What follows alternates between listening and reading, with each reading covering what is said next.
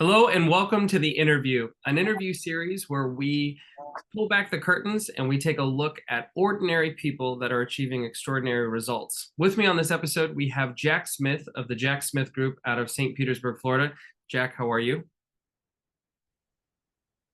I'm good, my man. How are you doing? I'm doing very well. Now, this isn't the first time that you and I have done these. We've actually done these, luckily enough, we've done these multiple times throughout the years. Yet for some people, they might not necessarily know about your story, how you came about, and how you are now running what is known for many people as an MREA. So give a little bit of context for those that might not know about Jac, and how did you arrive here today? Okay, so I started here in spring of 2017. I graduated at Ignite, and overnight I drove to the Keller Williams convention, family reunion, because I didn't know what it was. Got there and was literally quite blown away by what I saw on the screen. With God Family Business, I identified with that right away. And I'm very fortunate that I had people that mentored me and helped me get started in business and told me what to do and what I needed to do to get a business. No idea that we would build the business that we have, but as we learned from Gary Keller, you can be anywhere you want to be in 5 years.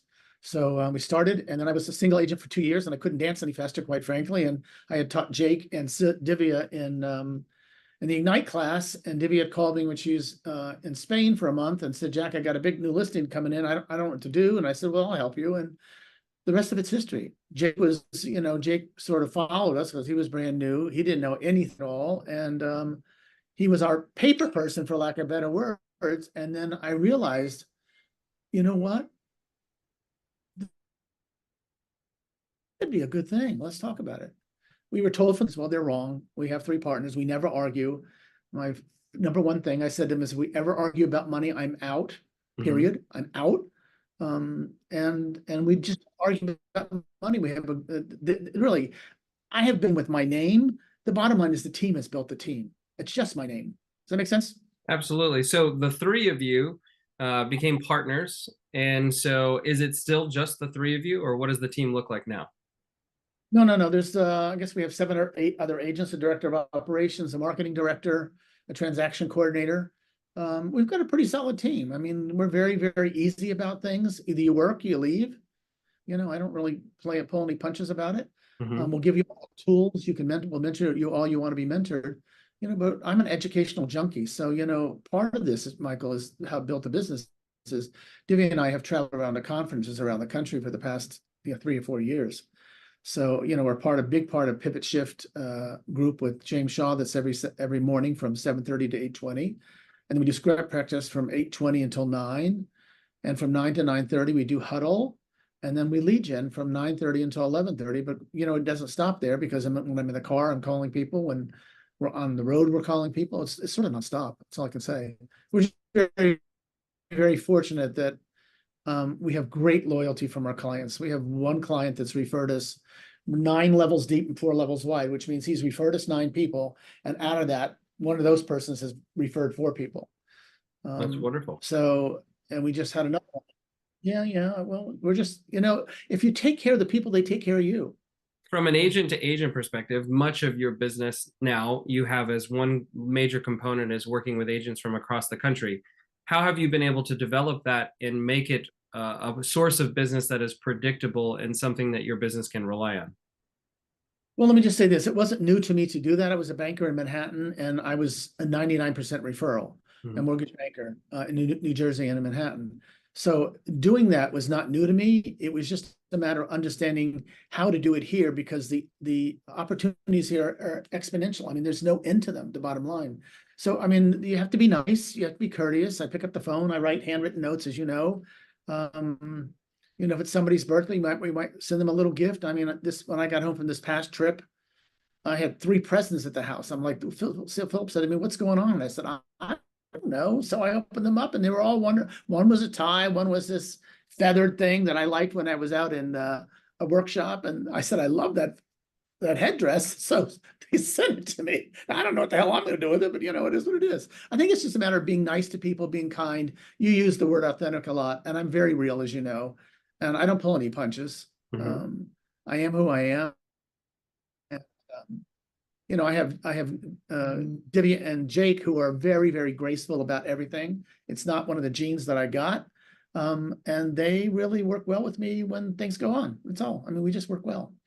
So this is actually going to be airing in the month of June, where we'll be celebrating Pride. And one of the large organizations that you're a part of is the KW Rainbow Network, where you have many people who are sending referrals from there as well. And, you know, you touched on authenticity and being who you are. And I think for a lot of people, in a time when maybe some people are giving advice on not necessarily being overly who you are, because it might turn away business. How have you been able to double down on yourself and not only create a space within the LGBT community, but also been able to take it a step further and make sure that your business gives back to that community? Well, let's start about the giving back first thing. Let's talk about that. Michael Zenicola has founded the LGBT Housing Initiative. We give back $100 from every single closing that we do. We've done that from the very beginning since it started. I've also done some side donations when they've called me and say, Jac, we need some money. I'll just give the money whatever they ask. The bottom line is, I think the important part is, and that's to keep youth off the streets. Mainly it's, and it's organization that gives money to just not in Ohio where Michael's from. So that I'm very proud to be part of. I think, you know, doing the networking and being with people that and finding like minds is the most important thing. So when this airs, it'll be the month of June.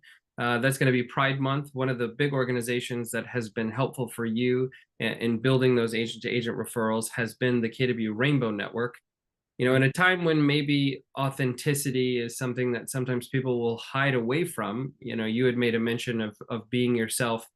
You know, what advice do you have to maybe the members of the Rainbow Network or members of the LGBT community on how they can build a business that is authentic and one that can still be successful without hiding who they are? Well, you know, you talked a little bit about giving back. So let me go back to the giving back part. And then we give back to the LGBT Housing Initiative, which was started by Michael Zenicola, I guess, I don't know, a number of years ago. I can't even tell you now.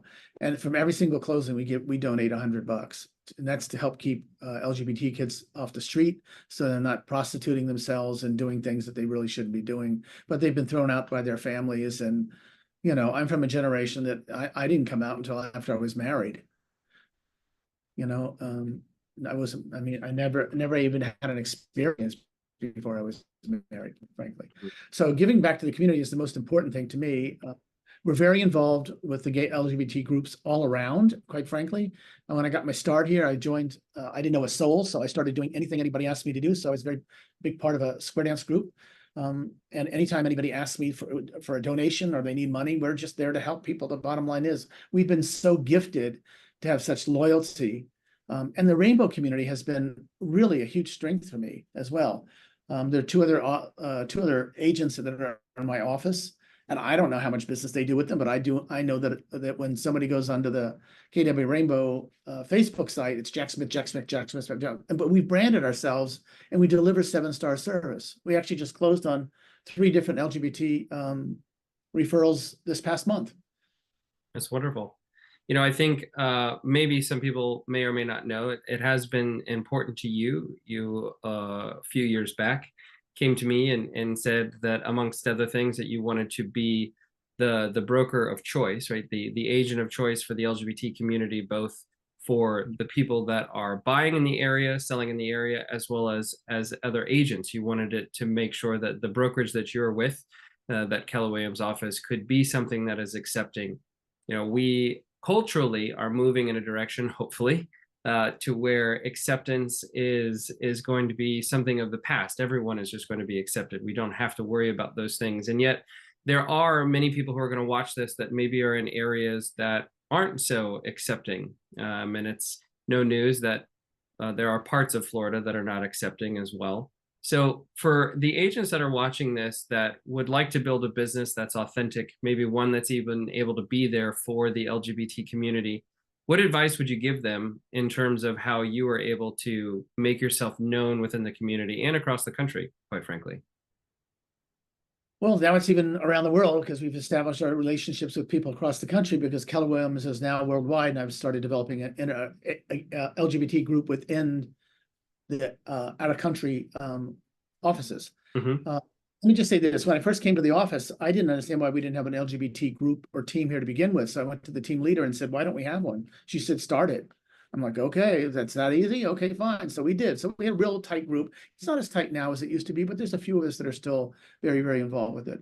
I think the most important thing is I can say is if you want to know what we do, come down and spend a day with me or come from wherever you are. We've had other agents do that. Mhm. Come couple days with us, and see exactly what we do and see how we. I'm open to do that. I mean, this was a gift to me that was given to me by so many people helping us and me and continuing to help us, that why wouldn't I go back to our community and help them as well? I think that that's one of the most important parts that the Rainbow Network has, and especially the leadership in Rainbow Network has demonstrated, that we give back, we give back, we give back, we give back. And this is all non-paid jobs. They're all doing things for their own businesses and take time out of from their families and their lives to help the LGBT movement. I just think that, we're not going to be accepted all the time. I'm real clear about that, and I'm okay about it. The bottom line is just let me live my life the way I want to live my life. You live your life the way you want to live your life. You talk a lot about giving back, and I know that it's not just a tagline for the team and for yourself of living in gratitude and having gratitude.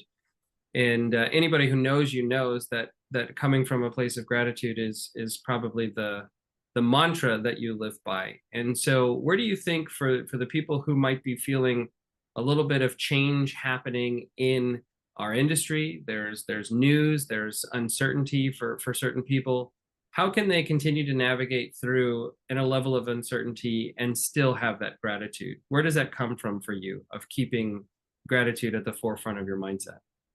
Well, let me just first say this, that I wouldn't be where I am if without you. Well, I appreciate that.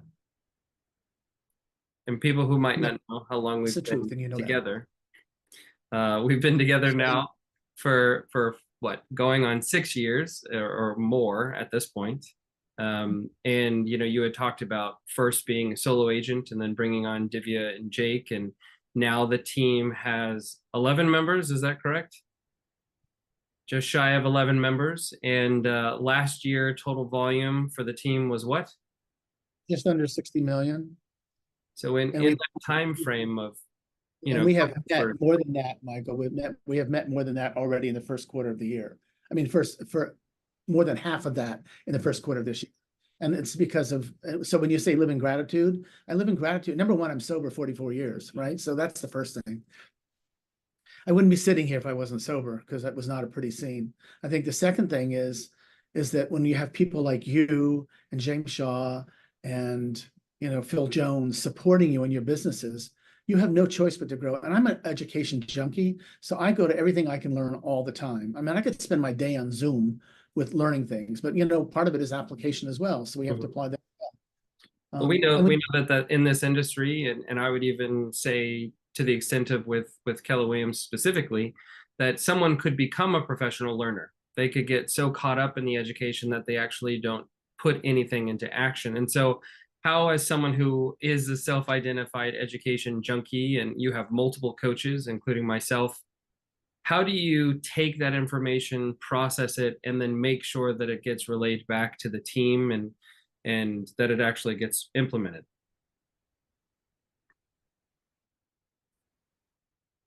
That's a great question, Michael. And I really don't know how to come back with the ways, things that can make us better humans to begin with, make us better realtors, understand the psyche of the client, understand the disc profile. And really what I have learned to do most of all is to listen. Take the cotton out of my ears and put it in my mouth and just listen.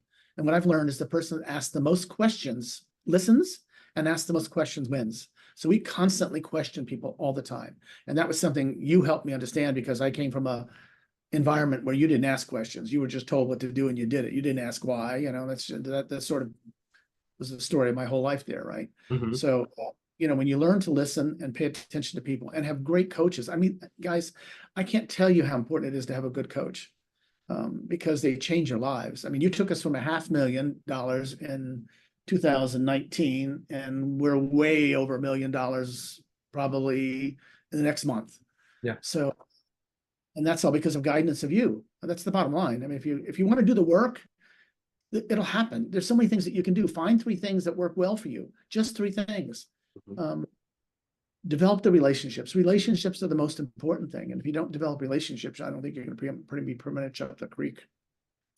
Well, and I think what I love probably the most of how our relationship has developed and how I've been able to be included in the conversations around the Jac Smith Group is that, you know, your team actually takes advantage of one of the packages that we have, which is the executive leadership team coaching. So I coach you, I coach Divya, I coach Jake. Everybody. You coach everybody. Right. But for people who are thinking about that, right, so often maybe a leader of an organization is going to have coaching. What would you say are the benefits of having multiple members of the team having the same coach? What has that had an impact, or how do you see that that's been a game changer for you and the team? Well, Michael, I'm going to go back to the relationship question. If you have, you can build a good business. And you know each one of us individually, and you know our strengths, and you know our weaknesses.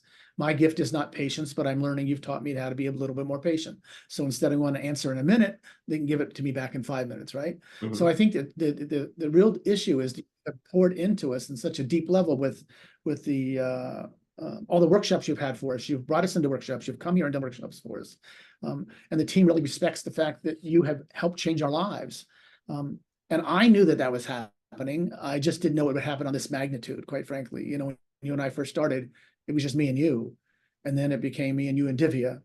And then it became me, you and Divya and Jake. And you coached us through all that. So I didn't realize it was called executive membership.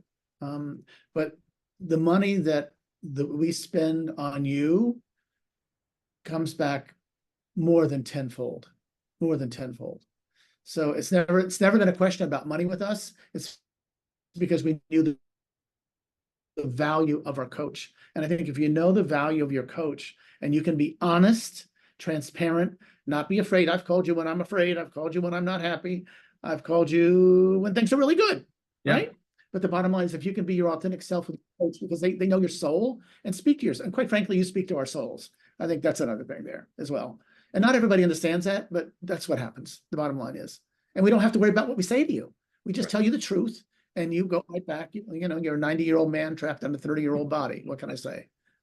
Well, tell me, I'm not 30 anymore, but I appreciate it. So tell me, for the people that are on here, you know, the motivation, as you've said, the team is already well on track to do way more than what you did last year. It's a wonderful feat to be in. And so looking to the future a little bit, and this is something that, you know, you and I are actually going to be getting together in the next few months to recast vision for yourself, for the team, for the future. Yet for people that are looking at it, or maybe in closing, what are you most excited about? You know, what gets you up and going? You talk about being sometimes maybe not the youngest person in the room. So what gets you up and going and excited to keep going at this year after year? I mean, what are you most excited about in this industry? Well, number one, I love what we do. You know, and Philip and I have invested for years in real estate. And when I came down here, he said, well, what are you going to do? I said, I have no idea. I'll have to figure it out. You know, I'll figure it out. And he said, well, why don't you become a realtor? And I said, I don't want to work with those people.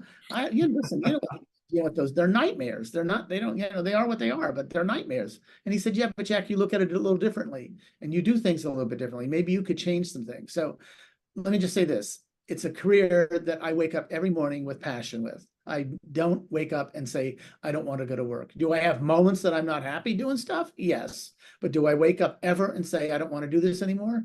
No. And when that day happens, that'll be the day that I exit. But I'm fortunate that I have the team behind me. I have you behind me. And when you surround yourself with incredible people that only want the best for you and want you to grow, you have no choice but to grow. And that's the gift, I think, that we get from you, that I get from Rainbow Network, I get from James Shaw. It's all learning how to be a better human being, period. Does that make sense? Absolutely. Well, Jack, I appreciate you taking the time to be with me today. Again, for the people that are watching this is going to be coming out in June. So happy Pride to the members that are celebrating and building a business that is rooted in authenticity, being able to find your people and being able to do the things. I know that I've definitely found my people in people like you, Jac. So I'm very appreciative of you. And as always, take care. Stay tuned for another episode of The Interview.